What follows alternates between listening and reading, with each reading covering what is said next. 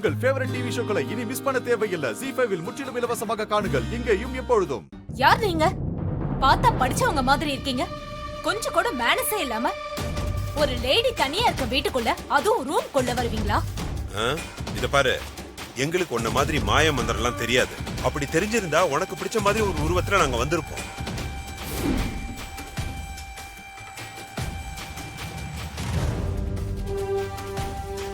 என்ன உளறீங்க?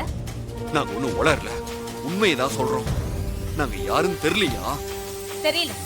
முதல்ல வெளியில போங்க, இல்லனா நான் போலீஸ்க்கு போன் பண்ணுவேன். அதுக்கு அவசியமே இல்ல மேடம், நான் ஏற்கனவே வந்துட்டேன்.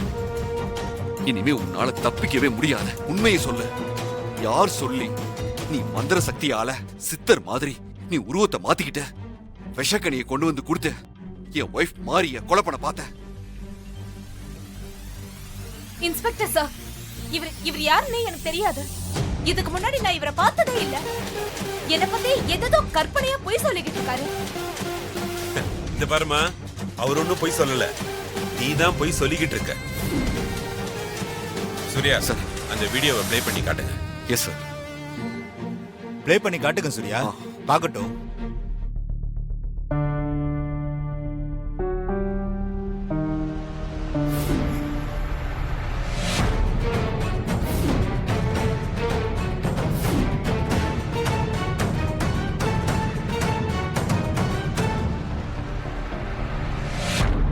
பார்த்தல்ல,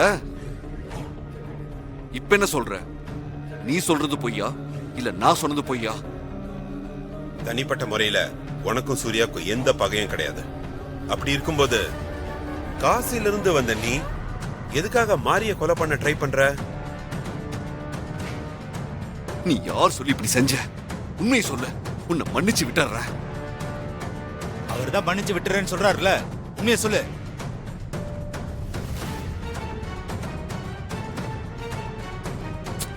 உண்மையை சொல்ல போறியா இல்ல ஜெயிலுக்கு போக போறியா?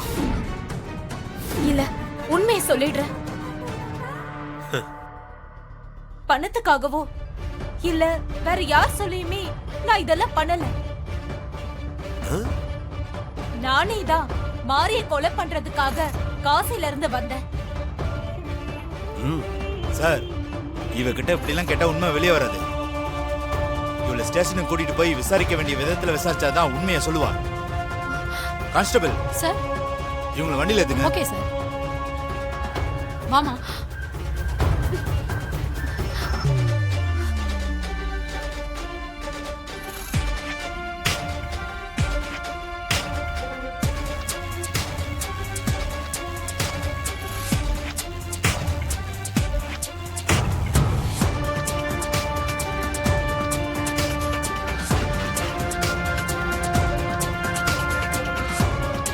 ஏத்துங்க. போமா.